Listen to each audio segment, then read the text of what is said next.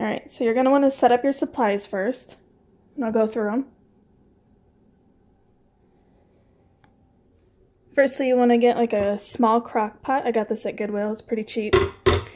I don't know how big it is, but I think it's probably about 4 quarts. It's plenty big. And then you'll want to get some containers to put the balm in. And obviously it's up to you how you want to store it, but I find that these are the easiest. You can get these on Amazon. And then you can just, it's like, you know, it's a deodorant stick, so it's almost the texture of chapstick when it's done. So this is the easiest way to use it, store it, take it with you. I'll use this like on the end of my bed to put on at night. And it's just, I don't know, different ways to store it. You're going to want to get, I'll send you some calendula, but this is what I bought. That is the most important ingredient. And then you're going to want to get beeswax. You can get all this stuff you can get on Amazon. It's fairly cheap. And this will last you forever. You won't need to buy more beeswax unless you're making tons for people. The only other herb that you'll need besides the calendula flowers is lavender. I grow my own, so this came out of my yard, but you can pretty much buy this at, like, you know, holistic stores. You can even buy it in Michael's or Hobby Lobby over by like the candle making stuff. You don't need too much. That's going to be plenty. And then this is also on Amazon. You're going to want shea butter. This is unrefined, and it comes almost like a, I'll open it. So it comes pretty, it's pretty solid, and that's perfect. You don't want the creamy kind. You want the raw shea butter, because you're going to make it into a balm, and you want to be able to have it pretty firm. And then that's where this comes in, is so you can scoop out the shea a lot easier, because it's, like I said, it's pretty firm. And then all of these essential oils are pretty cheap. They're from Walmart, and they work just fine. So you'll need frankincense, which helps. It's a kind of like an antibacterial. It doesn't really smell like anything. Okay, you need to move. Bye. And then eucalyptus. This kind of just makes your skin feel a little bit cool. It's that you know, calming sensation. So, like it says, soothing. But yeah, it does actually create a nice, cool feeling on your skin when it's extremely irritated. Tea tree is like an antifungal, antibacterial, so it's going to keep your outbreak pretty clean. And so does the calendula, actually. And normally I make this with coconut oil, but obviously you can't, and that also helps. So instead of the coconut oil, we are using olive oil. And then lavender is just in there for smelly good. The other thing that you'll need is cheesecloth. I don't remember where I got this. I think I got it at like a Mexican store down the street. It's kind of hard to find. Sometimes it's in grocery stores. I'd probably just Google it or buy it off Amazon. And then a measuring cup. That comes in handy. And I think that's all we need.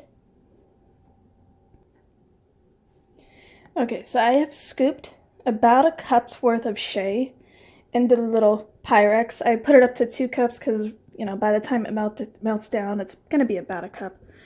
So we're going to go ahead and put that here in the crock pot, which I already have heated up. The next part calls for a cup of coconut oil. And since we're using olive oil, which is already pretty, you know, liquidy, and I don't want this to be an extremely oily balm, I'm going to use it, I'm just going to kind of eyeball it. And then, and I also don't really want it to smell like you've lathered yourself in olive oil. So we're not going to use a whole lot. I probably put about 1/4 cup in there. The next step is the calendula. I put about 2 cups worth. And what you're going to do is, I broke my mortar and pestle, but ideally you'd you know, scoop out about 2 cups, and then you'd put some of the flours into the mortar and pestle and just kind of mash it to bruise the flour, because that'll help it release the important oils and whatnot.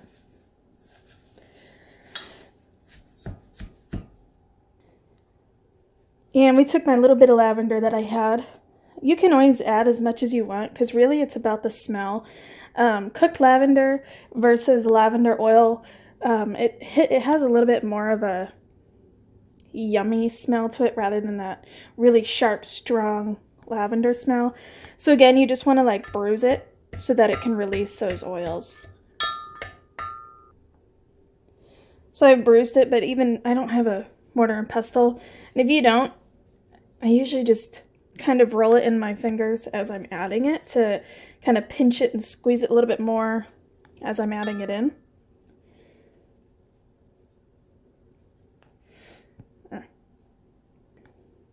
So what you're going to end up with is a whole lot of, you know, herb and not very much oil, and that's okay, because we're not going to use this balm with all the flowers in it, and that's what the cheesecloth is for. So you're going to kind of let it cook down, kind of mix it around a little bit, and what I usually do is kind of just break up some of those shea butter chunks to help it melt a bit quicker. A lot of this recipe is going to be eyeballing it. So once that cooks down a little bit, I'll come back and I'll either add more shea, and I'm actually going to add a little bit more olive oil now.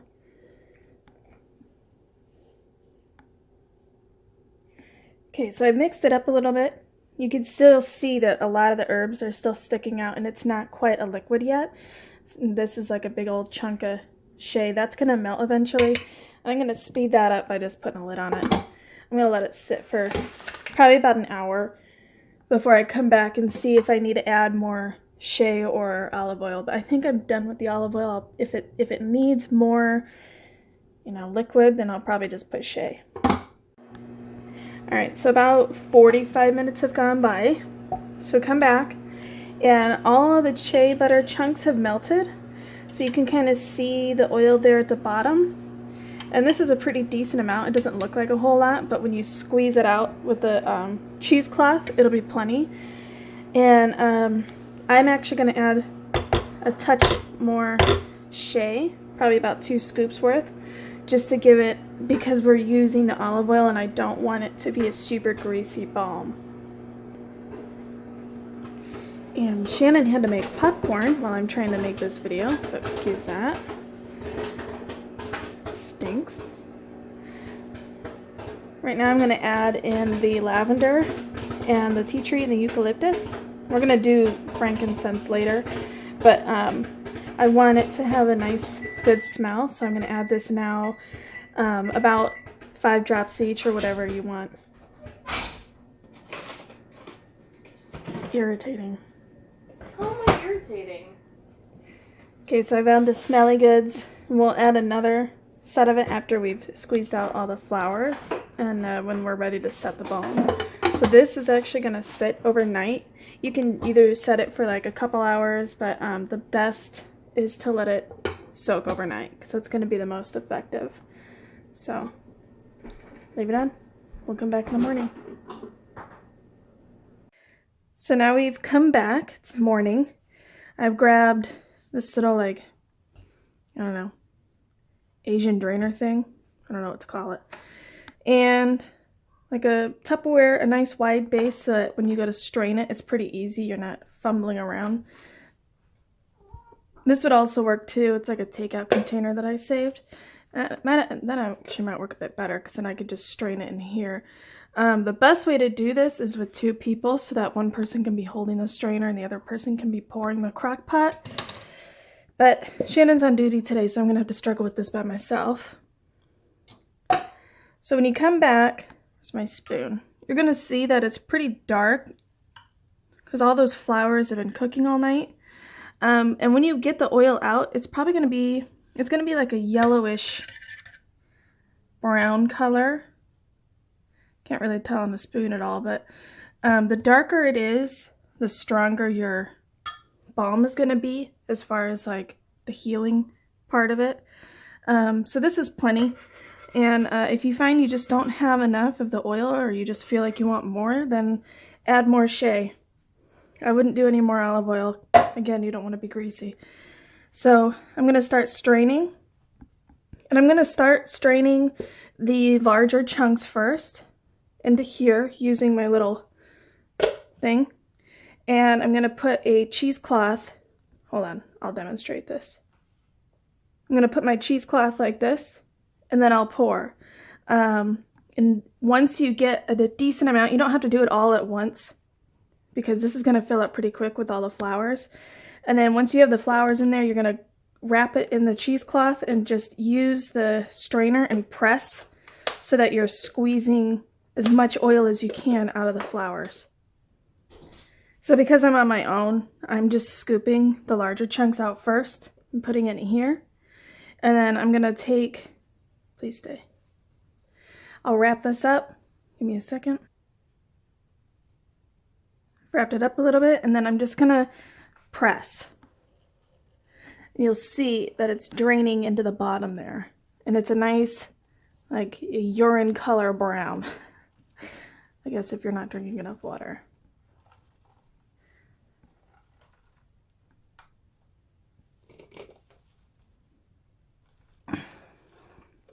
I'm going to keep pressing on this, but I'm going to use both hands so I don't spray everything everywhere, and I'll be right back. So I've squeezed as much as I can, taken out the flowers, and I'm going to go for step 2. I think I'm going to just try to pour the rest of it in here, and we'll go from there. And then again, we'll be squeezing the cheesecloth to get as much oil out of the flower as we can, and we'll end up with a nice, clean, debris-free base for the balm. Okay, so now what we have is a pretty good amount of the base, and you can see it's a very dark brown, and that is perfect. So it's probably a little bit darker than what I would do with the coconut oil, just because, you know, the olive oil is dark itself. But it doesn't smell like olive oil, so we're good. You're going to want to clean out this and make sure to remove any of the flowers, because you have to pour this back in to add in the beeswax. So clean out your crock pot, and then we'll go on to the next step. All right, and then just on a side note, keep it on, because it takes a while for them to heat up, and the beeswax is really, I mean, it needs a really high temperature to melt all the way. So I cleaned it out while it was on. So of course you have to use like a lot of paper towels so you don't burn yourself. I got most of the debris out. I think I'm going to try to get that last little bit here. There, so it's nice and clean. You don't have to get too crazy, just enough so that you're not, you know, scrubbing yourself with flowers. And I've set these aside because once they cool down enough, I'm going to squeeze it by hand and get the rest of the oil out.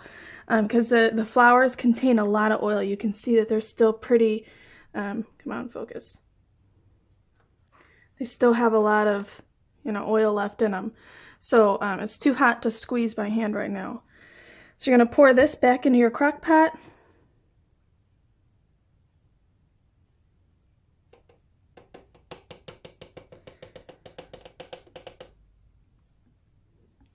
And the beeswax is going to be definitely an eyeballing it kind of procedure.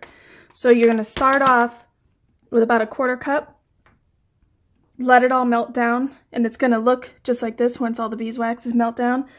And then I'll show you how to test for the texture, that, you know, test to make sure that you've got the right texture, because you may have to add more beeswax. If it gets too hard, you might have to add more shea, which I've got up there. So it's really going to be a trial and error process. So I have my beeswax, about a 1/4 of a 1/3 to a cup. And you just kind of spread this in there. Get out all the little beads. So I've got all the beads out of the little Pyrex. Oop, missed 3.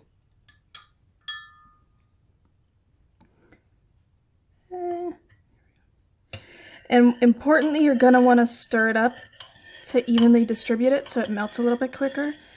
But this is probably going to take 20 minutes to get them melted, maybe 30.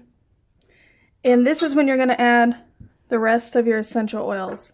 So right now it definitely does have that, like some of the smell between the 3 that I added last night.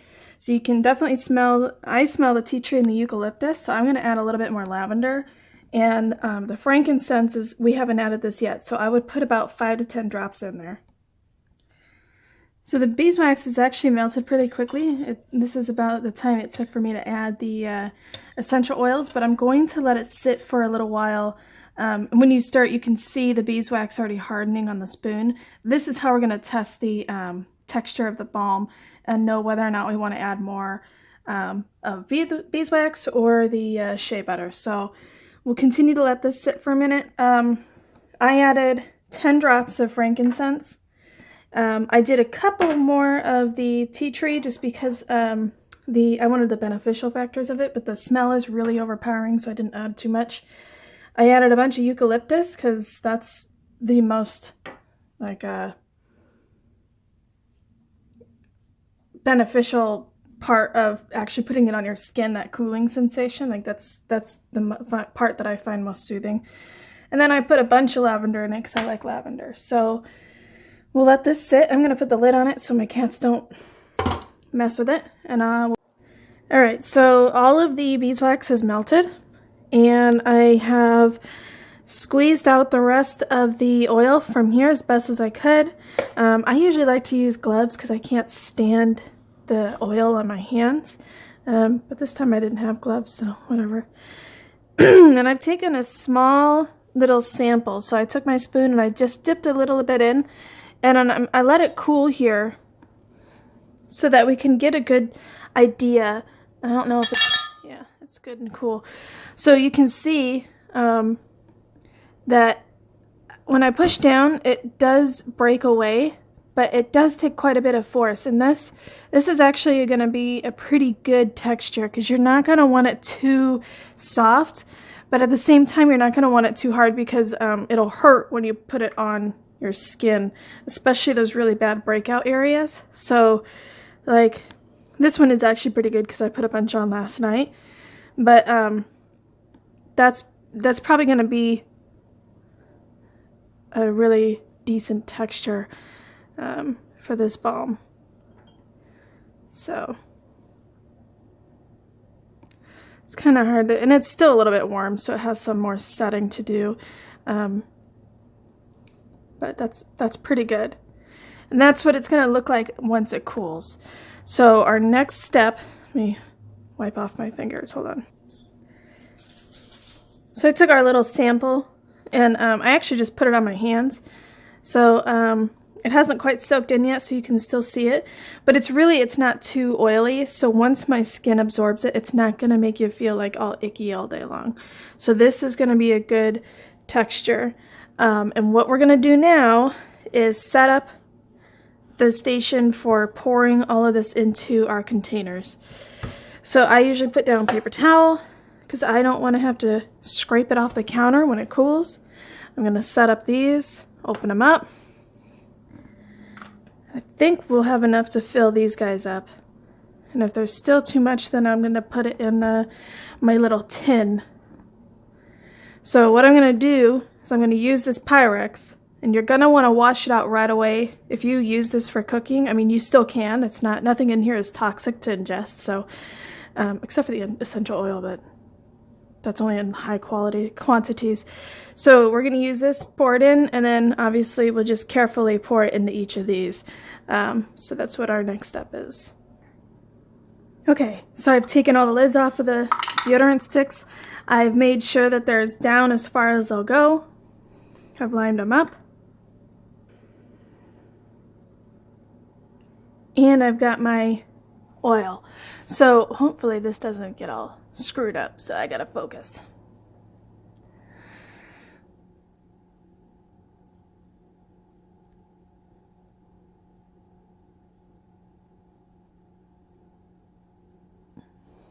Okay, so you're just gonna repeat until all these are full. So I've got all of these full. We're gonna let these sit for a little while out here on Hopefully my cats don't destroy everything. And you can see that we still have quite a bit left over. So what I'm gonna do is use a microwave safe container, and I'm gonna pour the rest in here. I'm gonna send this to you because I have plenty of stuff to make more if I need more. But this way you can store it and heat it right back up in the microwave. No, you need to get down. Bye. You're gonna get burned. Anyways, you just microwave it, pour it into something that you can use to refill these. So when you're, I'll probably send you about 4 of these. And then when you go through them and you're done, you can clean them out and reuse them. So a lot of this stuff you don't have to keep buying and buying and buying. The only thing that you're going to need to buy more of if you use a lot, this will last you forever. The calendula I send you, you might need to buy more if you go ahead and make more, just because you do need a lot. And then the lavender and essential oils. But it really does go a long way. So I'm going to send it in this little screw top container to send to you, so that doesn't, it's a nice safe way to travel. And then you can use this when you've used up all the deodorant sticks, heat this up and pour more in there. Okay, so I've got that poured out for you. You can see it already started to harden in the Pyrex, so I just scooped it out. The best way to clean your utensils so that you could pop them in the dishwasher without causing an issue, use paper towel and just rub off the majority of the debris. And so this is perfectly fine for the dishwasher. I'll do the same for the Pyrex. Don't add water. It's not going to end well for you. So just try to wipe it out as much as you can. Once you have everything, then you can try to wash it by hand with the soap and water, and then toss it in the dishwasher for that extra clean. So now we're just on cleanup. And that is how you make balm. As I was preparing your balm for travel, I realized that you're going to need to take this little foil insert out before you pop it in the microwave. FYI.